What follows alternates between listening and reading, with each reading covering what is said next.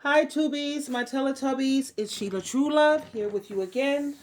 As I was getting ready to get ready to go to my Christian meeting, I'm listening to Deborah Cooper as I'm, running around the house, making my coffee, setting up, getting my breakfast, and all this. And I'm listening to Deborah Cooper, and she was talking about how pretty much women, we should stop handing over money to these dudes out here, and stop, you know, um, giving them all of this financial support because you have so many women who they have these men driving their cars, they have these men eating their food, living in their homes. They're putting sneakers, $100 sneakers all on his feet and buying him clothes, and he'll hit her up, yo, baby, let me get $10, $20. I need to put some gas in the car. All of this nonsense that these women are doing, which is totally, totally emasculating these men. And then the thing about it is, the moment they get on their feet and they, get to where they want to be or where they should be, you did everything in your power to help him. And now he's made a come up. And all he does when it comes to you is have resentment towards you. And I know that's true. That's true. Because I think about when I met my ex-husband narc. He had nothing. All he had was $50 a month and a cigarette habit. That's all he had. He didn't even have a place to live. He was in some type of program, trying to find himself. I met him in stress management class. It was stress management, I think. Stress, anger, something like that, management. And that's where I met him. And I only dealt with him because he said he was a Taurus and his mother was a Capricorn. I'm a Capricorn, he's a Taurus. At the time, I was following horoscopes. Had he never said he was a Taurus, I would have never gave him the time. But he wasn't even my type. He don't even have the look that I like. But I just was going through something that I needed to heal myself. That's how he got lucky. That was a fluke. But anyway, sticking to the point, I helped this character get everything. Everything. I even helped him to stay clean off of drugs. He was clean when he was with me for 8 years. Okay? When I kicked him out of here, when I met him, he had nothing. When I kicked his ass, excuse my colloquialism, sorry, and I'm going to my Christian meeting, I need to chill with that because I don't usually curse. I'm just sorry. Um, yeah, by the time I had to kick him out of here, notice I said I had to kick him out of here, he had everything. When he was with me, he always had money in the bank. He always had money in the house. He always looked nice. He always dressed decently. He was becoming more and more educated. He was learning how to conduct himself like a man. Okay? Now, all he did was resented me. He resented the fact that he needed so much help.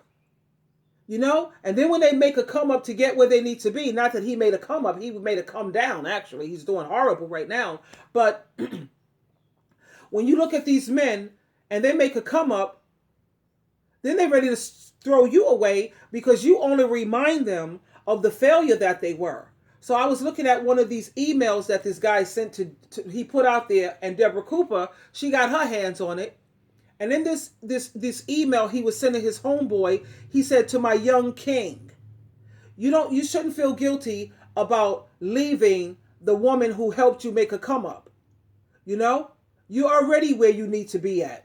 Let her go. She needs to be out there so she can help another man make a come up. So once he comes up, he can let her go. And then she needs to be free to be out there helping other brothers, of course, a black man, other brothers make a come up.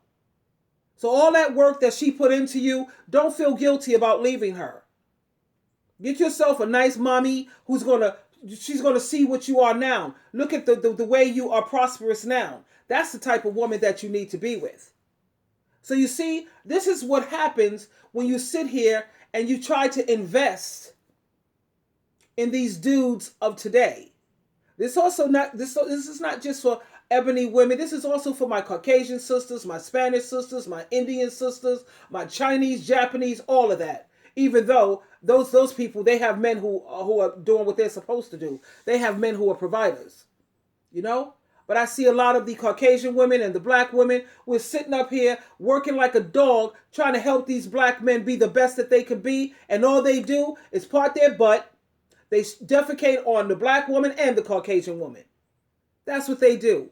I remember I was in the bank. I was at the bank. And I see this black dude with this Caucasian sister. Well, no, I was a black dude with this Caucasian lady. And she was sitting up there opening up an account for him in the bank. Because I was close enough where I could hear what's going on.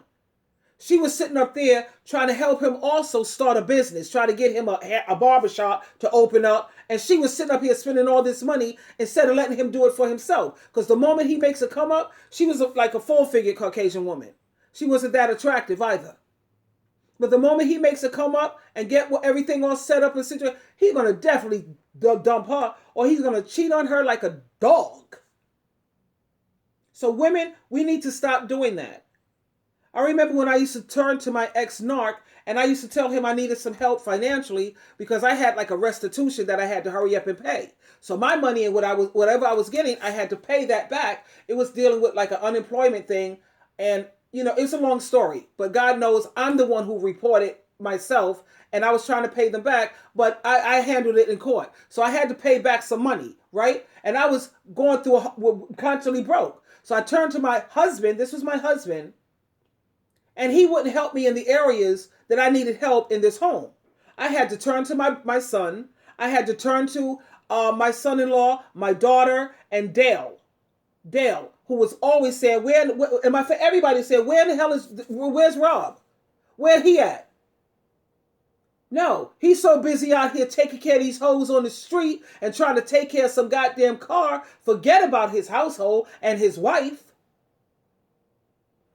And he's going to talk about, she makes money, she works, she got a job, she makes more money than me. Let me tell you something, ladies. I don't care if you have the money of Oprah Winfrey, Bill Gates, Donald Trump put together. You are still a woman, and he is still supposed to be the provider. Now, let me tell you what women's money, when you work, what your money is there for. Your money is there for you to take care of your children. Like if the kids have trips that they want to go to with school. The kids need clothes. The kids need their haircuts. They need their hair done. They need to look really nice. That's what women's money is there for. The woman's money is there for to put in savings in case this man loses his job. In case the woman loses her job. You have to have money in the bank saved to fall back on. That's where her money should go. Her money is to be saved for vacations, All work and no play makes Jack a dull boy. All work and no play, that stresses you out and it burns you out. So you have to be able to go on these vacations, whether it's mini vacations or whatever. And when you go on these vacations, you want to have a good time. You have to spend money to have a good time. You see? Anytime he needs money, he's not supposed to ever ask you or any woman for money. He's supposed to go to the male family men, males, the men in his family and ask them for something.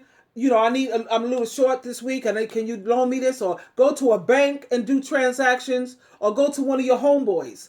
That's where he's supposed to go to for money. He is never, ever supposed to ask no woman or children for money. Not if he's a king or if he's a man. Because we know all these men, they want you to treat them like a king. Am I right? When have you ever seen a king have a queen that's sitting up here paying the rent, buying the king this, buying the king that, got to keep a roof over the king's head? Oh, no. A king takes care of all that. His queen has everything she wants and everything she needs. A man is always supposed to pay the rent, make sure there's food in the house. I say the woman could take care of the food part. You know what I mean? She takes care of the children. She makes sure the food is in the house. She makes sure that you have a savings to fall back on. That's where her money goes. He's supposed to pay the rent, the utilities, and he's supposed to pay for everything that's a necessity. He can help with the food too, because food is a necessity. You need a shelter, a roof over your head. That's a necessity. You need utilities. That's a necessity. Now, when it comes to cable and Wi-Fi, you know, the woman, she could take care of all those things. But as a man, he's supposed to take care of the rent and the utilities and even contribute to the food. The woman, she got the food, helping out, the kids' clothes, she's taking care of these damn kids. You notice I said damn kids, because they're a lot of work. You're not supposed to be sitting up here giving no man no goddamn money, or he's asking you for money. The moment some clown asks you for money, all respect should fly right out the window. So when he asks you for money, say, you know what? As much as I'd like to, I can't do that. You know why? Because one, the Bible says you're supposed to be the provider. Number two, I'm trying my best to maintain some respect for you. And if I have to go in my pocket to give you even a dime, and if push comes to shove, maybe you can loan him some money. If it's like that type of situation where it's needed immediately, you can loan it to him, but you ask him to pay me back on such and such date. You got 2 weeks to pay me back. How's that? Is that going to help you? Okay. And make sure he pay you back. And if he don't pay you back within 2 weeks, he know he can't ask you for nothing else. You haven't even paid me what you owe me. So how you figure you're going to step to me and ask me for something else? Are you serious? And you just say, you know what? I'm not comfortable doing that. And in fact, forget that. I'm not going to do that. No. Learn to say no, women. Make no your one of your favorite words. I get a kick out of saying no. Every time I say no, I feel powerful. I feel strong. So that's how it works for me. But I'm sitting up here seeing these women take care of these clowns, helping them make a come up, and then when they make a come up, they give you their behind the kiss. Are you serious? Oh, okay, yeah, but that's all right, because you know what? You live and you learn. But I notice that so many women out here, they have no self-esteem and no common sense. No self-esteem.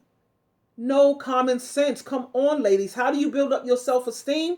You set goals and you achieve them. And the more things that you achieve, that's the higher and higher your self-esteem is going to become.